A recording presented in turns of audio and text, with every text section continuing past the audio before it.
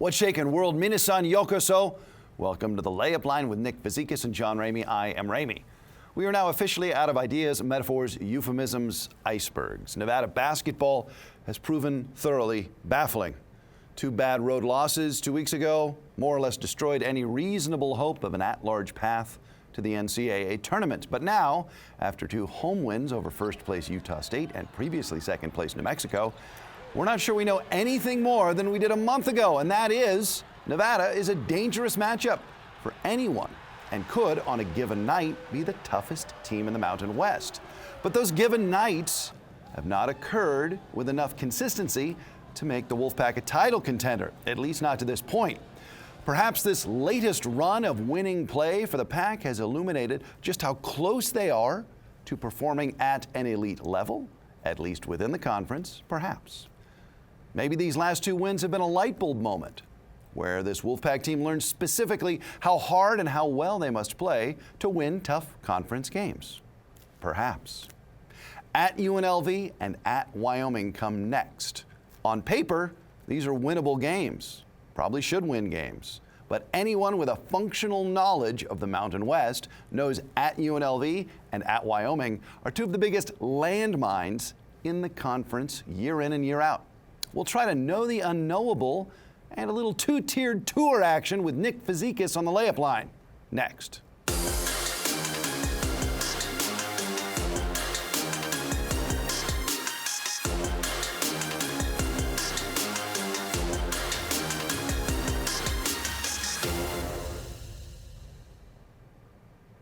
Welcome, everyone. I am John Ramey in Reno and in Scottsdale.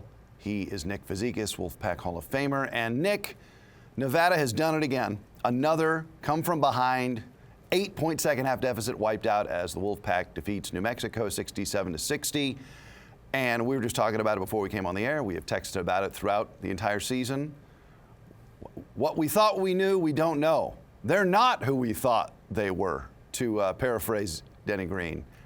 What do you make of this latest run of really impressive Wolfpack play? The best 2 games of the year, maybe. I think it is the best 2 games of the year, right, John? We have talked about it. We've went back and forth about how it's like, man, I don't know if this team is all that good. And now I think it's like you look at this team and it's been pretty impressive to knock off both Utah State and New Mexico consecutively.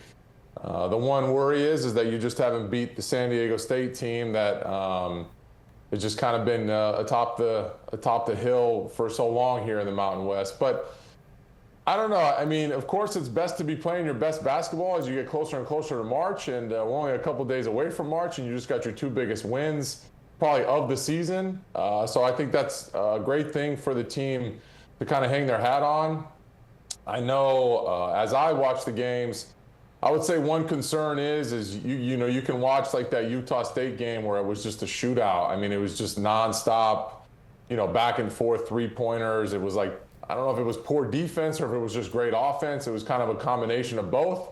But then you watch the New Mexico game and it's 10-5 halfway through the first half. So that's a little bit of a concern for me, where it's like you have these dry spells and you go on these big, you know, portions of the game where you're not scoring baskets, and that's kind of concerning from a fan standpoint. I think a lot of the hoops that I played, it kind of can be concerning, but I think it's also something that you can kind of look as a positive, that they do have a good enough defense to keep themselves in this game, and when things go south offensively, maybe come Mountain West tournament time, you still have a defense that you can kind of like rely on. So there is some positives and negatives for me to take away, but I mean, I feel like you got to be positive, John, that you just won 2 of your biggest games going into March. There's kind of a loose theory I hold and many hold about basketball that as you get deeper into the season, closer to the postseason, the games get tougher, the matchups get more intense.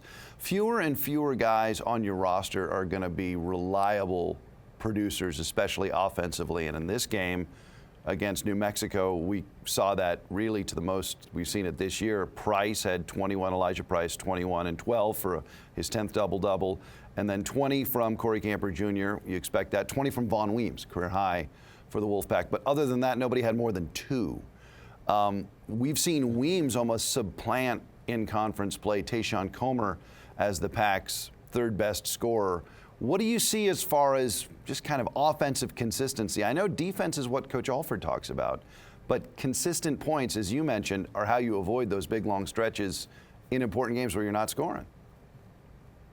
Yeah, it's definitely a coach talking and Coach Alford where it's like you want to hang your hat on defense, and I totally get that. But again, we've talked about it before where it's like sometimes you can just win games with the offense when you go out there and you score 80, 85 points against a team that just can't get there. And I know that that's going to change come Mountain West tournament time, but at the end of the day, you look at these next 3 games, and if you can go out there and put on an offensive showing like you did against Utah State, I just don't think the Air Forces, the Wyomings, or even the UNLVs are going to be able to keep up.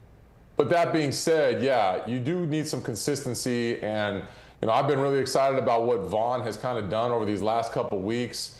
I know as I've watched some of the games, and we've been able to call some of these games, that like his slashing ability has become something really, really special for this team, and he's got a real knack for like offensive rebounding. Yeah, and his keeping length balls alive, which I think is a positive. Yeah, his length is really impactful, I think, on that offensive glass, as you were saying. He kind of sneaks in there, right? And it's always awkward guarding a lefty, but yeah, he does play a lot on that perimeter, but he's also got the size sitting there at like 6'5", and he does have that length and athleticism, and he keeps a lot of balls alive. You kind of saw that a little bit, last night, but you also saw that against Utah State, and those are like winning basketball plays. And so it's always fun when you get Vaughn going left and he gets to that left side of the basket, because he's made some circus shots, and then on top of that, he does shoot the 3, and he makes some timely threes. So I think he's a nice little third punch there for Elijah and Corey. And like you said, you can't count Tayshaun out just yet, because Tayshaun has played well through the duration of the year. He's just kind of gone flat here of late, but there's nothing to say that he can't find the spark and reignite going into March. We should point out that Comer, although he didn't have a great night offensively, was certainly in the mix at point guard and played very well defensively at times in the win over New Mexico. Now, Nevada's got to go to UNLV on Saturday night, and if you're watching this on Sunday, you'll know what happens. But Nick, this is classic college basketball, right? UNLV has had a choppy season, to say the least. And now, if they can beat their rivals at home, they can split the season series with Nevada, and they can kind of torpedo Nevada's hold on 4th place and blow up, potentially, Nevada's first-round bye in the Mountain West tournament. So the Rebels will have a lot to play for in Vegas. Definitely an asterisk game, I'm sure, for UNLV as you're going home, and I'm sure those Rebels are, excited to get this opportunity late here in the season. But, I think the Pack and Coach Alford, they got to look at it the same way. I'm sure these last 2 games were, very much talked about how, look, guys, there's still a lot to be played for. And, there still is a lot to be played for Nevada. That bye is not... It's not signed, sealed, and delivered just yet. Grand Canyon still does have to go to Utah State, so you might get some help there. But it's like you're in control of your own destiny. You just got to go win 3 games that are 3 games you should win on paper, which we've talked about before. Those can be some of the harder ones to win. But I know for me, I would be super excited to go play my rival in the hostile environment after getting 2 of the biggest wins and kind of just prove, look, we're better than you. We're your big brother, and we're going to go get this bye and walk into the Mountain West tournament with a little bit of swagger. So it's like I would use these 3 games to continue to play at this level that they're currently playing at. All right, we'll take a timeout. When we come back, we'll talk to Nick about what some are calling a 2-tiered professional golf tour, especially with the field and the Cognizant coming up. So we'll talk about golf next on the Layup Line. The following segment is sponsored by Nevada Department of Wildlife. All right, we have happened upon a deep vein of takeology here on the Layup Line as Nick Fazekas rejoined us from Scottsdale. Nick, your post-basketball career has really centered on golf, and you're passionate about golf, and you monitor the professional game as well as anyone I know, and that has kind of invigorated my love for it. And I have to say, I didn't know about this, right? But the Cognizant Open in Florida is generating, what can we call it, controversy, especially when compared with the Genesis Invitational, which was the most recent tournament, according to golfmonthly.com. All of the world's top 10, 18 of the top 20, and 41 of the top 50 played in the Genesis. But for the cognizant, no one inside the top 20 is in the field. Is this the story that has your attention? Well, John, I mean, it's just a debate, right? I mean, like you said, I'm knee deep into golf. I feel like this is like the professional athlete road, or the retired professional athlete road, to jump into the golf thing and pretend that I'm going to be as good at this as I was at basketball. But yeah, I think as you get to monitor a little bit more, and you kind of look at what Liv has done to the tour, kind of the PGA Tour, and I know there's been like so many things that have happened over the last couple of years, but kind of the living room chatter is like, is this world big enough for 2 PGA Tours? Like, is this town big enough for that? Or 2, not PGA Tours, but professional tours? Because it's just like Liv kind of ripped apart what the PGA Tour was, and kind of looking at the leaderboards. And like you said, as I look, you've got Ryan Gerard, Shane Lowry, Nikolai Højgaard, Rasmus Højgaard. I mean, you just have these names that are going to play in Cognizant that the best player is 26th in the world at Ryan Gerard, and I don't know how many people would probably even know who Ryan Gerard is. And it's just kind of a bummer for the PGA Tour fans because, like you said, you saw a lot of the top players. You saw Scotty, you saw Rory, you saw Morikawa, you saw all these studs that get to play in the Genesis. Here in my, now hometown in Waste Management, you got to see a lot of these guys play as well. And then now you go to Florida, where it's kind of just boring, same run-of-the-mill golf courses, and a lot of these guys are bowing out. And you just wonder if, like, Liv never took place, does this actually happen? And now all of a sudden, does it just create this competitive nature where everybody's playing every weekend because it's a big battlefield, but now guys are just taking time off and they're not playing? And it's kind of a bummer because, yeah, this is like PGA Tour B right here when you start talking about these names. And I just think from a fan perspective, it just kind of like brings a little bit of, I don't know, lack of interest to the PGA Tour at this point. All right, let me just be a little bit transparent here. It says that the payout has dropped from $20 million to less than $10 million, I think, in comparing the 2 events, Genesis to this. So there's that. But are we seeing that load management has come to professional golf as well? Because there are a bunch of events, right? And there was the West Coast swing, and now this is all the way in Florida. You see what I'm getting at? Of course. And I think it could be, John. I mean, a lot of these guys live in Florida, so they may have already played these places. They might feel like, I could take a week to kind of go vacation after I did the West Coast swing because I do live in Florida. But yeah, Liv kind of presented that because Liv for a while was playing less holes. Some of those contracts that those Liv guys signed obviously meant that they were going to play less tournaments. And then I think all of a sudden it was kind of the monkey see, monkey do, where it's like these PGA Tour guys are like, hold on, well, how about we start playing less tournaments? And the PGA Tour didn't really have anything to say towards that. So now that's kind of what this has turned into. And yeah, like you said, it's become like a load management, but it's like, man, I wish I could find a way to load management my game, because I swing a golf club about every single day, and I don't see any reason why I would want to load management. I would want to play in these tournaments as often as I can, just knowing that that was the time that I got to compete. And, I understand the money may be less or whatever, but I just feel like from a competitive nature, you would want to play in as many tournaments as possible to try to win as much as you can. All right, we'll talk more about load management, but maybe in a professional basketball context on the next segment when we discuss a little Lakers drama. We haven't had that in a while. Lakers are always good for this, Nick. We'll talk about Luka passing up a big shot next on the Layup Line. The following segment is sponsored by Northern Nevada Toyota Dealers.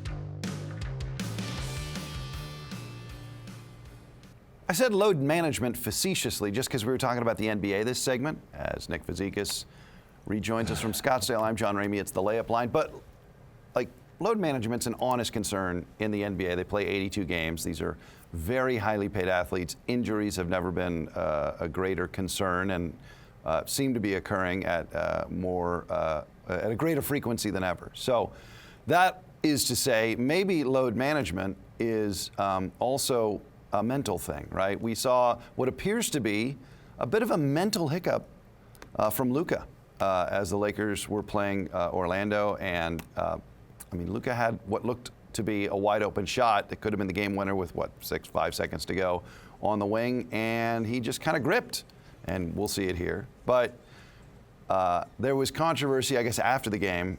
Nick, you and I were just discussing that LeBron said you'll have to ask Luka what he saw. I mean, it's very easy to see the game from where we sit as, it's easy, right? Like Luka thought he was too far out or whatever he said. LeBron said it looked like Luka might have been off balance. I mean, you've been in the spot. Like, what's that about? It's hard to say, but, me personally, it's just getting to a place with Luka where, you watch the Lakers game, John, and the amount of complaining. I mean, that guy spends more time arguing with the officials. It's honestly become really, really hard to watch the Lakers. And, there's the conspiracy of why he even got traded to the Lakers because, they needed the big name in the big market. LeBron was getting ready to go. And you just, there's so much to that. But it's you look at stuff like this and I don't know. It could be just a perception of playing with LeBron. And LeBron is, in some, shape or form, he is the GOAT. And when it comes down to game winners, you probably think that he's the guy that needs to be shooting it. But, JJ Redick said specifically that the play was for Luka and he wanted Luka to shoot the shot. And, as you saw the clip, Luka was definitely in Luka range, if you ask me. I don't think he was too far from anything. I've seen Luka shoot from much further in the second quarter in a meaningless possession compared to that possession. And, for him to kind of fork it off to LeBron, I'm sure LeBron was shocked when he caught that ball and he shot that just silly fadeaway that had probably 0.01% chance of going in. But he had no choice. Maybe that's just... Say it again? He had no choice. I mean, the game was ending. Oh, yeah. I mean, he had no choice, but at that point, it was like hot potato, right? I mean, he was like, why are you passing me the ball? You had a good look. I'm living with that. But I don't know. I just don't know if, Luka, probably being that he is, idolized LeBron, he's watched LeBron, he's so much younger than LeBron. I don't know if he feels a certain way about taking that shot, and then he just threw it to LeBron, just like you said, as a mental hiccup. But it's dude, we drew the play up for you, shoot the ball, and we're going to live with it. But I don't know, man. I just think the Lakers are the Lakers. It's just it's a soap opera over there. And I just think, you have the head of the cast with Luka and his complaining, and it's just become really, really hard to watch that team when that's kind of more or less like America's team in basketball, right? Yeah, you're supposed to be able to get into the Lakers with very little friction, very low impediment. I will point out the Lakers are wearing black, not one of their colors, at home. So just that was my karmic complaint there. But if you were on that team, if Luka was your teammate, are you addressing that, or is it so self-evident that it's just oh, it's a long season, these things happen, moving on? I mean, I think you have to address it, right? I mean, you're getting later into this thing. You got to kind of let Luka know that he's the guy that's taking the shots. I mean, statistically, you'd much rather have Luka shooting threes than LeBron shooting threes. I mean, unless the play was to do something different, but you draw the play, you get the look. He had a lot of air in between him and the basket. It was a great look, and I don't really care how far he was. I've seen him shoot it from further. So I just don't know. I mean, like I said, I am day by day becoming less and less of a Luka fan. I can tell you that. Really? Okay. We will keep our eye on this as we get closer to the playoffs. And I must say this, just as a basketball fan, I am so excited to be in communication with you for this year's NBA playoffs and finals, because I think it'll give us a pretty good, I'll have a new perspective on it. But we'll take a timeout on the layup line. When we come back, we'll have a little spring semester 26 chatter and the Japanese phrase of the week. Stay with us. The following segment is sponsored by Bradley, Drendel, and Janae. We are back. Nick Fazekas and John Ramey with you, and our Japanese phrase of the week from our outstanding Japanese linguistics expert, Nick Fazekas. In the spirit of Luka not taking the shot, we have, I think, a very useful word. A very useful word, right? I think we got through talking. Maybe Luka was a little bit scared to shoot that shot. So fun word, which is not to be mistaken for the other word, but kowai is what means scared or kind of cowardly in Japanese. And not to be mistaken with kawaii, with kind of the elongated E on the end, which could mean cute, adorable, something of that nature. So yeah, Luka looked a little bit kawaii with shooting that shot there at the end for the Lakers. Kowai means maybe intimidated or fearful. Kawaii is cute or adorable. Wow, that Exactly. is, and it's spelled the same? So kowai, I believe, is like K-O-W-A-I, and then I believe kawaii is K-A-W-A-I-I. Okay. And again, in the Japanese language, because of the kanjis, I'm sure they look completely different. Sure. That would be something for us to like study up on. I'm not by any means a kanji expert, but yeah, you can definitely kind of see like the two different sides of it, where it's like one's very scared and kind of has like a negative connotation, where the other one has a very positive connotation. So let's say I was standing over maybe a tough shot from the rough, approaching the green, and I seem to be taking a little bit longer than I usually do before I take my swing. Would you offer Kowai? That is exactly about when you would offer that. You know what I mean? You'd have to add in an adjective of maybe like choto kowai, which means like a little bit scared, as kind of a joke or kind of a facetious statement. Oh, that's good stuff. Choto Kowai. That is definitely what I'm going to carry with me from this episode of the Layup Line. We didn't have time to get to spring semester chatter. How's it going for you, though, Nick? We got like 10 seconds. Have you had any like web campus surprises? I'm rolling, baby. I'm rolling. I'm ready to walk with you and John. We're going to go live, Layup Line, and you and I walk in as we throw those caps. All right. Look for it middle May. We're going to do double graduation. He's Nick Fazekas. I'm John Ramey. Huge week coming up for the Wolfpack. They've got 3 games coming down the stretch at UNLV, at Wyoming, and then Senior Day on the 7th against Air Force. So we'll have you along for the ride the whole way. For Nick, I'm Ramey. Take care.